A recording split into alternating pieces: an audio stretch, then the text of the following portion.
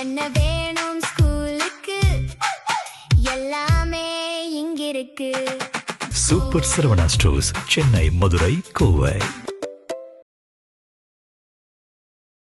டாலரின் மதிப்பு இன்றைக்கு 97 ரூபாயை தாண்டி போயிட்டு. இதை பத்தி யாரும் பேசுறது இல்லை.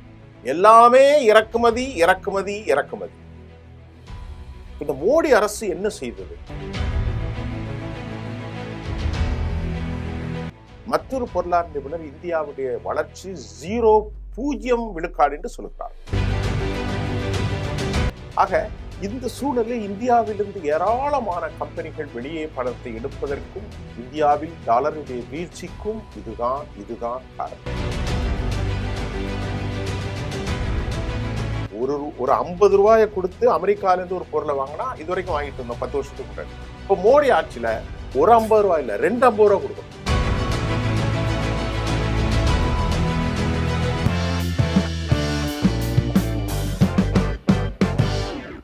நேயர்களே, தொலைக்காட்சிகளில் நாம் பார்க்கின்ற போது தமிழ்நாட்டு அரசியலை பேசும் நாம் இந்திய தொழில் ஏற்பட்டிருக்கக்கூடிய முடக்கத்தை பற்றியும் இந்தியாவில் வரும் காலம் எப்படி அமையப் போகிறது என்பதை பற்றியும் யாரும் பேசுறது இல்லை. விவாதங்களும் கூட மௌனிக்கப்பட்ட ஒன்றாக இருக்கிறது. இந்தியாவினுடைய டாலரின் மதிப்பு இன்றைக்கு 97 ரூபாயை தாண்டி போய்விட்டு. இதை பத்தி யாரும் பேசுறது இல்லை. 97 ரூபாய். இந்தியாவில இருந்து 97 ரூபாயை கொடுத்துத்தான் அமெரிக்காவுடைய ஒரு டாலரை பெற முடியும். நம்ம நாட்டுக்குள்ள 80% பொருட்கள் இறக்குமதி தான் செய்யப்படுகிறது. ஆயில் இறக்குமதி, குரூட் ஆயில், எடிபிள் ஆயில் இறக்குமதி, பருப்பு வகைகள் இறக்குமதி, எலக்ட்ரானிக்ஸ் கூட்ஸ்கள் இறக்குமதி, மருந்து பொருட்கள் இறக்குமதி, இல்லையா? செல்போனுடைய தொழில்நுட்ப கருவிகள் இறக்குமதி, உரம் இறக்குமதி, ஃபெர்டிலைசர், பெஸ்டிசைட் எல்லாமே இறக்குமதி இறக்குமதி இறக்குமதி. இந்த மோடி அரசு என்ன செய்தது? கொஞ்சம் யோசிச்சு பாருங்க. புல்லட் ட்ரெயினை விட்டா ஒரு நாடு பெருசா ஓடிடுமா? நான் அரசியல் சார்ந்தவன் இல்லை, எந்த அரசாங்கத்தையும் நாம் விமர்சிக்க வேண்டும். புல்லட் ட்ரெயினை கொண்டு விட்டா அந்த நாடு ஒன்றும் பெருசா தொழிலில் முன்னேறாதுங்க. அது வளர்ச்சியின் அடையாளம் தான். ஆனால் நாம் அதையும் கூட நம் நாட்டில் உள்ள பணத்தை வைத்து செய்யவில்லை. வந்தே மாதரம் இதையெல்லாம் நாங்கள் ஒரு அரசியல் காணொலியாக மட்டும்தான் இருக்குமே தவிர உண்மையான வளர்ச்சி இந்தியாவிலே இருக்கிறதா என்ற கேள்விக்கு இல்லை என்பது சற்று வருத்தமான அல்லது கடுமையான வேதனை ஏற்படுத்தும் ஒரு செய்தி. அப்படி என்றால் 7%, 6% என்று சொல்கிறார்களே என்று நீங்கள் கேட்கலாம். சர்வதேச பொருளாதார நிபுணர்கள் சொல்கிறார்கள், இந்திய வளர்ச்சி என்பது 4க்கு கீழ் என்று சொல்லும் அதே நிலையில் மற்றொரு பொருளாதார நிபுணர் இந்தியாவுடைய வளர்ச்சி 0 விழுக்காடு என்று சொல்கிறார். அப்ப இது எவ்வளவு பெரிய முக்கியம். நீங்க வேணா பாருங்க, இந்தியாவுடைய ஷேர் மார்க்கெட் டவுன் ஆயிருக்கு. இந்தியாவுடைய டாலருக்கு எதிரான இந்திய பணம் 97 ரூபாயாக வீழ்ச்சி அடைந்திருக்கிறது.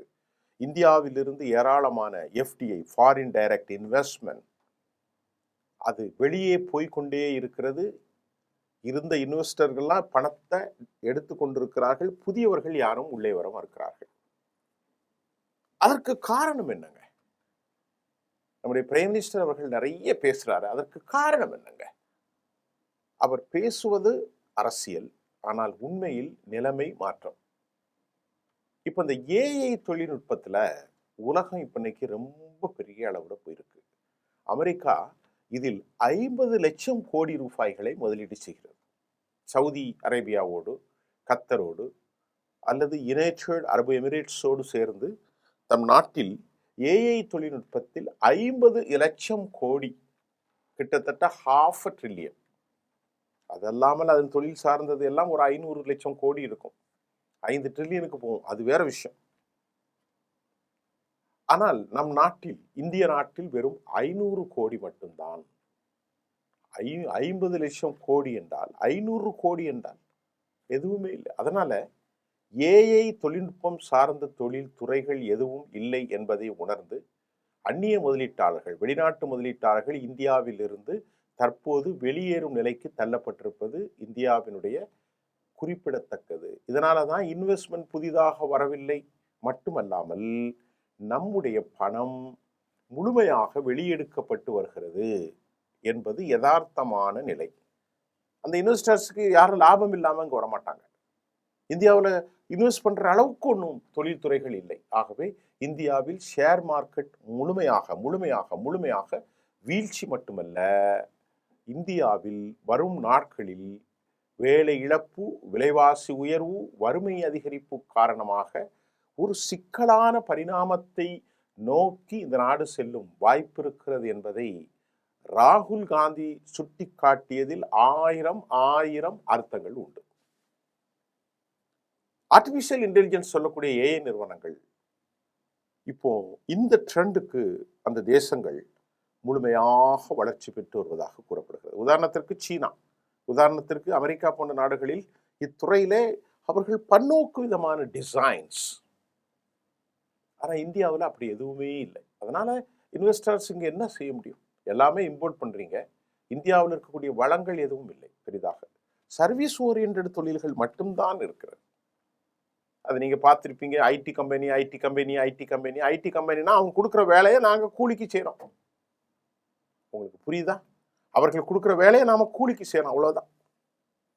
அவன் $8,000 வாங்கிட்டு நமக்கு $1000 கொடுத்துருவான். $1000 கூட இல்லை சார், $700. ஆக இந்த சூழ்நிலை இந்தியாவிலிருந்து ஏராளமான கம்பெனிகள் வெளியே பணத்தை எடுப்பதற்கும் இந்தியாவில் டாலருடைய வீழ்ச்சிக்கும் இதுதான் காரணம். அதெல்லாம மத்திய கிழக்கில் ஏற்பட்ட இந்த போர்னால மிகப்பெரிய அளவிலான பின்னடைவை ஏற்படுத்தியது. 4 வருஷத்துக்கு முன்னாடி 5 வருஷமா உக்ரைன் ரஷ்ய போர், அமெரிக்கா மற்றும் இஸ்ரேல் இணைந்த ஈரான் போர், ஹெர்மூஸ் விவகாரத்தில் அமெரிக்காவின் அதிதீவிரமான போக்குகள் உலகத்தில் முதல் பாதிப்பை இந்தியாவுக்குத்தான் ஏற்படுத்தி இருக்கிறது. இந்த போரினுடைய தாக்கத்தினால வரும் நாட்களில் $100, $115, இப்பொழுது $160 வரை ஒரு பீப்பாய் பெட்ரோல் செல்லலாம். இது இந்திய பொருளாதாரத்தில் மிகப்பெரிய செட்பேக் ஏற்படுத்தும் என்பதில் சந்தேகமும் இல்லை. இந்திய பொருளாதார வளர்ச்சி இப்போ 0ங்கிறது தான் எல்லாருடைய கருத்து. ஆனால் அரசு மறுத்துரும். இந்த அரசின் சார்பிலே பொருளாதார நிபுணர்களும் மறுத்துருவார்கள். ஏன்னா அவர்களுக்கு தெரிந்தும் தெரியாமலும் பேசுவார்கள். தற்போதைய கணக்கீடு முழுமையான ஒரு பொய்யான தகவல் என்று, இது ஒரு நாமினல் பிரைஸ், இதே தவறு என்றும், இது வரும் நாட்களில் விலைவாசி உயர்வு, பெரும் அளவிலான பணவீக்கம், அதிகரிப்பு, அது ஆங்கிலத்தில் என்ன சொல்றது, இன்ஃப்ளேஷன், ரெசஷன் என்று சொன்னால் அதாவது என்ன சொல்றது, ரெசஷனுக்கு சுணக்கம். ஆக இந்த விவகாரத்தில் ஹோல்சேல் ஒட்டுமொத்த பணவீக்கம் 9%. இது ஹோல்சேல் மார்க்கெட். சில்லறை வர்த்தகத்தில் 5.5, 4% மேல போயிட்ட சிக்கல். ஆகவே இப்போது டாலருடைய மதிப்பு 97, இன்னொரு 2 மாசத்துல $100 ஆயிரும். தற்போதைய நிலையில் ஓரளவுக்கு நடுநிலையான பொருளாதார நிபுணர்கள் 6%, 7% பொய், இது 4%க்கு கீழ் என்பது மிக சிறந்த ஒரு துல்லியமான இந்தியாவிற்கு ஆபத்தான கருத்தாகவும், இந்தியா வறுமை நோக்கி நிலைக்கு சென்று கொண்டிருக்கிறது என்று பொருளாதார நிபுணர்கள் தெளிவாக கோடிட்டு காட்டுகிறார்கள். இப்போ இந்த ஜூன் அடுத்த மாதம் முதல் வாரத்தில் இன்னும் அதிகரிக்கும் வகையில் நிலைமை மாறி வருகிறது. மக்களுடைய கையில பணம் பெரிய அளவில் புழக்கம் இல்லை, பொருளாதாரம் எதுவும் இல்லை. சந்தைப்படுத்தப்பட்ட குரூட் ஆயிலுடைய விலை இந்தியாவில் வரலாறு காணாத அளவில் மிகப்பெரிய அளவிலான தாக்கத்தை ஏற்படுத்தி கொண்டிருக்கிறது. இனி ஏற்படுத்தும். $25 வரைக்கும் உயரும். இந்தியா இந்த நிலை குரூட் ஆயில் விலை மட்டுமல்ல, நம்மிடம் கையிருப்பு வெறும் 60 நாட்களுக்கு மட்டும்தான் இருக்கிறது. சீனாவில் 270 நாட்களுக்கு மேல் இருக்கிறது. ஆகவே நம்மிடம் கையிருப்பு இல்லாததால் இது போன்ற சிக்கல்கள் மட்டுமல்ல, அமெரிக்கா பெட்ரோல் வளம் இருந்தும் அமெரிக்காவில் நம்மை விட 18 மடங்கு அதிகமாக அவர்கள் கையிருப்பு வைத்திருக்கிறார்கள். சீனாவிலே நான் சொன்ன மாதிரி 242 நாட்களுக்கு பெட்ரோல் கையிருப்பு இருக்கிறது. நம்மிடத்தில் அவ்வொரு கையிருப்பு இல்லை. இப்போது அமெரிக்க டாலருக்கு மதிப்பு இப்போ 97ங்கிறது $150 வந்துருங்கிறாங்க. தலை சுத்துற மாதிரி இருக்கு எனக்கு. உங்களுக்கு புரியுமா என்னன்னு தெரியல.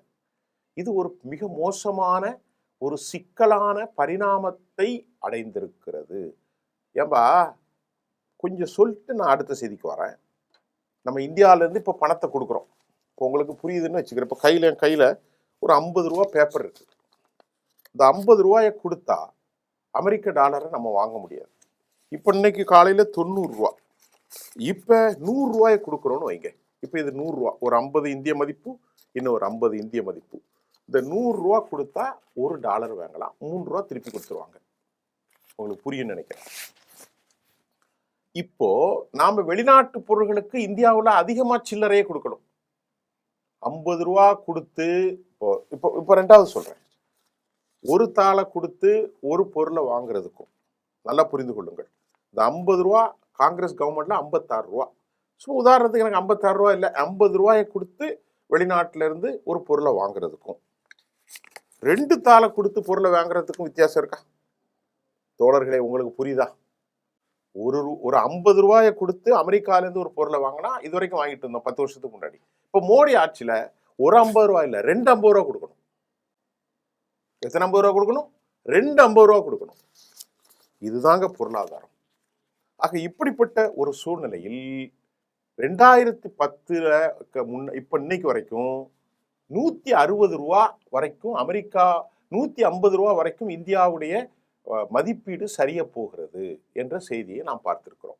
2010 2026 வரை பணத்தின் மதிப்பு மிக மோசமான அளவில் குறைந்து கொண்டே இருக்கிறது. காங்கிரஸ் கவர்மெண்ட்ல 56 ரூபாய் நிறுத்திட்டாங்க. ஆனால் மோடியுடைய அரசாங்கத்தில் இந்த சரிவு மூலம் இறக்குமதி பெரும் அளவில் இந்தியாவிற்கு பின்னடைவை ஏற்படுத்தி இருக்கிறது என்றும், ஒரு ரூபாய் ஏற்றுமதியில் 33 பைசா இறக்குமதி செய்யும் நிலை ஏற்பட்டுள்ளதாகவும், இதை தவிர இறக்குமதி செய்யப்படும் அளவு அதிகரித்திருப்பதாகவும், பணவீக்கம் அதிகரிப்பது பெரும் மோசமான சிக்கலை இந்தியாவுக்கு ஏற்படுத்தும். இந்திய பணம் சல்லிக்கு வெளிநாட்டுகளில் இந்திய பணத்திற்கு எந்த மதிப்பும் இல்லை. ஒரு இந்தியனாக எனக்கே அசிங்கமா இருக்கு. ஆனால் நம்ம நாட்டில் புல்லட் ட்ரெயினை விட்டுத்தான் பேசி கொண்டிருக்கிறார்கள். தயவு செய்து பொய் சொல்லாதீங்க. இல்லைன்னா தெரியலன்னா போய் கன்சர்ன் பேசுங்க. இந்தியாவில் எவ்வளோ ஃபாரின் டைரக்ட் இன்வெஸ்ட்மெண்ட் கையில் இருக்குது. இன்னைக்கு எவ்வளோ 500 சில்லற 600 ரூபா தான், $600 பில்லியன் தான் இருக்குது. அவங்ககிட்ட 2600 $3000 கிட்ட இருக்குது. யார்கிட்ட? சீனாட்ட. கையிருப்பு நம்மகிட்ட இல்லை. நம்ம விட 10 மடங்கு, ஒரு 6 மடங்கு அவங்ககிட்ட கூட இருக்கு. அது மட்டும் இல்லாமல் நம்மகிட்ட $500 கோடி தான் போடுறோம். ஆனால் உலகத்தில் $1 trillion இன்வெஸ்ட்மெண்ட் பண்றாங்க ஏஐ தொழில்நுட்பத்தில். அதனால ஃபாரின் இன்வெஸ்ட்மெண்ட் நமக்கு வரல. இருக்கிற இன்வெஸ்ட்மெண்ட் இந்தியாவில் இருக்கிற தொழில் துறைகளில் லாபம் வராதனால ஏற்கனவே உள்ள பங்குகள் தொகையை எடுத்துக்கொண்டே ஓடுகிறார்கள். ஆகவே ஏஐ தொழில்நுட்பத்தில் நமது முதலீடு ரொம்ப பின்னடைவை ஏற்படுத்தி உள்ளது. சீனா, அமெரிக்கா ஆகிய நாடுகளில் இந்த துறைகளில் நான் சொன்ன மாதிரி பெரிய அளவிலான முதலீடு செய்யும் நிலையில் கடந்த 10 ஆண்டுகளில் எந்த ஒரு வளர்ச்சியையும் ஊக்குவிக்கும் வகையில் எந்த ஒரு நடவடிக்கையும் மோடி அரசு எடுக்கவில்லை. ஆனால் வார்த்தைகளும் பிரபலங்களும் பிரமாண்டங்களும் பொய்களும் அதிகரித்திருந்தது. இதை சொல்றதுக்கு எனக்கு ஒன்றும் வெட்கம் இல்லையே. நான் அரசியல்வாதி இல்லை, நான் ஒரு பத்திரிகைக்காரன். பிரதமர் மோடி அவர்களுடைய ஆட்சியில் பெரும் வளர்ச்சி ஒன்றுமில்லை. வளர்ச்சி இருப்பதாக காட்டப்பட்டது. நீங்கள் சொல்லுங்களேன், 10 வருடம் முடிந்து 11 வருடம் முடிந்து 12வது வருடம் ஆகிவிட்டது. இன்றைக்கு இந்தியாவுடைய டாலருடைய மதிப்பு அதிகரித்திருக்கிறது. நீங்கள் சொல்லுங்களேன், இந்தியாவுடைய தொழில் இன்வெஸ்ட்மெண்ட் ஏன் இந்தியா விட்டு அதிகமாக போகிறது? அதற்கு காரணம் என்ன? இப்போ சொன்னா போர் என்று சொல்லுவாங்க. அதை நிலைப்படுத்தி இருக்க வேண்டும் அல்லவா? எதுவுமே நிலை பெறவில்லை.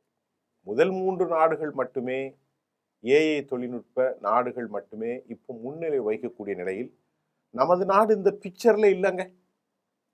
வளர்ச்சிங்கிற நாட்டில் அமெரிக்கா, இந்த மாதிரி நாடுகள், சீனா இப்படித்தான் இருக்கே தவிர இந்தியா அந்த வளர்ச்சியிலே இல்லைங்க. Not present.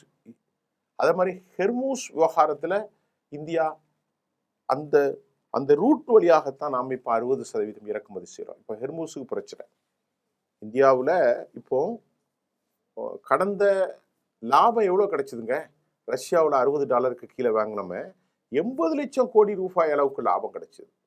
ஆனால் எந்த ஒரு நிலையிலும் பெட்ரோலை கம்மியாக வாங்கி அந்த லாபத்தை மக்களுக்கு கொடுக்காத மோடி அரசு இந்த பணத்தை விலை குறைப்பு செய்யாத நிலையில் தற்போது லிட்டருக்கு 25 ரூபாய் வரைக்கும் அதிகரிக்கக்கூடிய ஒரு ஆபத்து தேசத்தின் பெரும் பரபரப்பாக இருக்கிறது.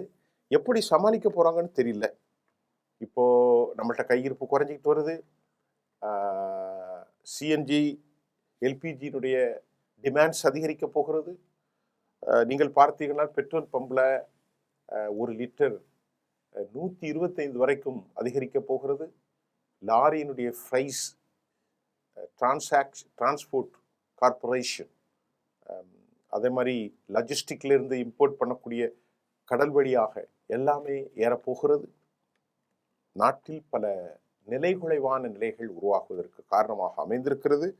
கவலை தரும் செய்தியோடு நான் விடைபெறுகிறேன். ஆகவே தான் இந்திய பிரதமர் தங்கத்தை வாங்காதீர்கள்,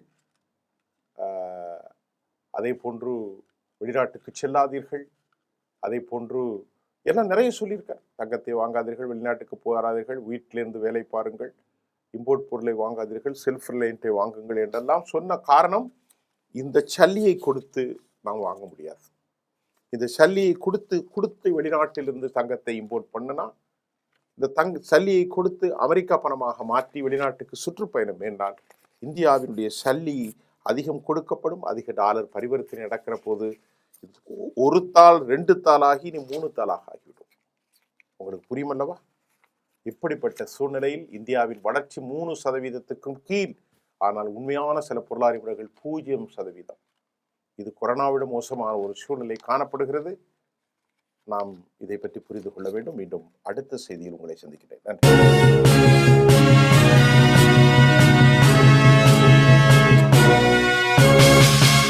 என்ன வேணும் ஸ்கூலுக்கு, எல்லாமே இங்கிருக்கு. Super Saravana stores, Chennai, Madurai, Kovai.